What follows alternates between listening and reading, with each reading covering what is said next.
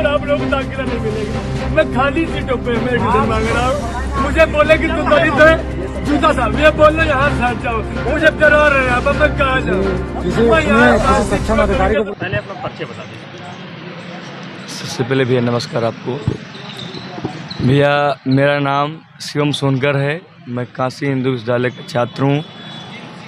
मैंने काशी हिंदू विश्वविद्यालय के शोध पत्रांक 2024-25 के लिए मालवीय शांति अध्ययन केंद्र में 7 सीटों पर आवेदन किया था शोध प्रवेश के लिए, और जिसके तहत मेरे विभाग में सिर्फ 4 सीटें दी गई हैं। 7 सीटों में सिर्फ 4 सीटें जो है कि 7 सीटों में सिर्फ 4 सीटों पर दाखिला दिया गया है। 3 सीटें रिक्त छोड़ दी गई हैं। 3 सीटें तो आप धरने पर क्यों बैठे? आपको दूसरे रैंक करा लिया। मैं सर आपको, अगर आपके पास समय हो तो थोड़ा विस्तार से बोल सकता हूँ मैं। ठीक। मेरे विभाग का नाम मालवीय शांति अध्ययन केंद्र है, जिसमें मैंने शोध प्रवेश के लिए आवेदन किया था। मेरे विभाग ने 7 सीटों पर आवेदन मंगाए थे। सिर्फ उन 7 सीटों पर सिर्फ 4 लोगों को दाखिले दिए गए हैं। 3 सीटें रिक्त छोड़ दी गई हैं। मेरा सामान्य श्रेणी में सर साहब, मेरे सामान्य श्रेणी में रैंक 2 है। मेरा समय ये देख लीजिए, अगर आपको कैमरा दिखा पा रहा हो, ये देखिए सामान्य श्रेणी में मेरी रैंक 2 आई हुई है। चूँकि मैं दलित श्रेणी से आता हूँ, लेकिन फिर भी मेरी सामान्य श्रेणी में रैंक 2 है।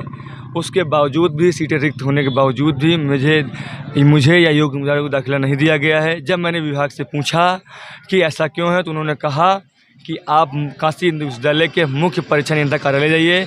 जब मैं मुख्य परीक्षा नियंत्रक कार्यालय के अधिकारी से मिलता हूं, तो वो कहते हैं मुझे इसके बारे में कोई जानकारी नहीं, आप अपने विभाग में पता करिए। फिर लौट के जब मैं विभाग आता हूं मालवीय शांति अध्ययन केंद्र, तो मुझे कहा जाता है कि मुझे किसी कुछ में जानकारी नहीं, आप डीन ऑफ स्टूडेंट वेलफेयर मिलिए।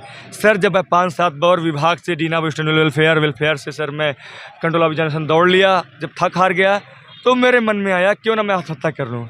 लेकिन एक भैया ने कहा कि पहले अपनी एक लड़ाई महामना के मूल्य में चलते हुए एक धरना का लड़ाई स्टार्ट कीजिए, आपकी मांग बहुत जायज़ है। तो सर सबसे पहले मैं अपना आवेदन लेके, मैं अपनी चिट्ठी लेके मैं अपने विभाग गया, मालवीय शांति अध्ययन केंद्र सामाजिक विज्ञान संकाय गया। मैंने कहा सर मुझे इस रिजल्ट पर आपत्ति है, और मैं इस रिजल्ट पर तत्काल रोक लगाई जाए, और जो रिक्त 3 सीटें हैं विभाग में, उन पर तत्काल दाखिला दिया जाए। 7 में से सिर्फ आपने 4 को एडमिशन दिया है, 4 सीटों पर एडमिशन दिया है, 3 को खाली छोड़ दिया। क्यों खाली छोड़ दिया भाई? तत्काल प्रभाव से उन सीटों पर योग्य उम्मीदवारों को जो है कि मैंने अपनी चिट्ठी दे दी और उनसे रिसीविंग ले ली। उसके बाद मैं जैसा जाता हूँ मुख्य परीक्षा नियंत्रक कार्यालय में जाता हूँ, मैंने अपनी बात वहाँ मैंने कह दी। वहाँ बात कहने के बाद ये देखिए अपर परीक्षा नियंत्रक कार्यालय में गया, वहाँ मैंने अपनी बात कह दी। वहाँ खैर वो अधिकारी साहब मिले नहीं, कहीं छुट्टी कहीं गए थे, मैंने वहाँ से रिसीविंग ले ली। उसके बाद मैं जाता हूँ डीन ऑफ स्टूडेंट वेलफेयर, वहाँ भी अधिकारी साहब नहीं थे, नहीं कोई था ही नहीं, तो बात कहाँ सुनेंगे। हाँ, उसके बाद मैंने मुख्य आरक्षण अधिकारी को अपनी चिट्ठी दे दी, सारी बात लिख दी कि मेरे विभाग में 7 सीटें थीं, सिर्फ 4 सीटों पर मैंने शोध के लिए अपने विभाग में आवेदन दिया था। मेरे विभाग ने 7 सीटें मंगाई थी, इस विभाग ने 4 सीटों पर एडमिशन दाखिला दिया है, 3 सीटों रिक्त छोड़ दी गई हैं। मैंने अपनी चिट्ठी में ये भी लिखा है कि मैं कहीं ये नहीं कहता कि मेरा दाखिला कर दिया जाए, मैं ये कहता हूँ जो रिक्त 3 सीटें छोड़ी गई हैं, उन 3 सीटों पर योग्य उम्मीदवारों का दाखिला दिया जाए और तत्काल प्रभाव से वो सीट भरी जाए। हाँ, चनौली के सांसद साहब वीरेंद्र सिंह साहब से हमारी बात हुई, फ़ोन कॉल के माध्यम से बात हुई। उन्होंने खुद फ़ोन मिला, उनका बहुत बहुत आभार, बहुत प्यार है उनका मैं चरण छूता हूँ कि वो इस मुश्किल अवस्था में उन्होंने हमसे बात की। उन्होंने हमसे कहा कि बेटा आप घबराओ मत, मैंने अपनी पूरी बात रख दी कि सर मेरे विभाग में 7 सीटों पर सिर्फ 4 में एडमिशन दिए गए हैं, 3 सीटों पर एडमिशन नहीं किए गए, 3 सीटें रिक्त पड़ी हुई हैं। मैं दलित श्रेणी से आता हूँ, लेकिन मेरी रैंक 2 है, फिर भी मुझे दाखिला नहीं दिया जा रहा है। मैंने उनसे कहा सर कि मैंने कहीं ये नहीं कहा कि दाखिला मुझे दिया जाए, योग्य उम्मीदवारों को दाखिला दिया जाए। तो उन्होंने कहा कि बेटा आप घबराइए मत, हम आपके साथ खड़े हैं। और संसद भवन में, भारत के सबसे बड़े मंदिर, लोकतंत्र का मंदिर संसद भवन में आपकी आवाज़ उठाई जाएगी और आपको न्याय मिलेगा। और उन्होंने कहा आपके लिए जो भी बन पड़ेगा हम करेंगे, आपके साथ मैं खड़ा हुआ हूँ।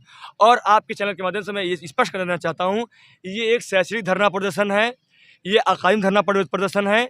इसमें मैं किसी पार्टी विशेष या फिर किसी राजनीतिक कारण के लिए नहीं बैठा हुआ हूँ। मेरी मांग है, शैक्षणिक मांग है कि जो 3 सीटें हैं उनको भरी जाएं और योग्य उम्मीदवारों को दाखिला दिए जाए।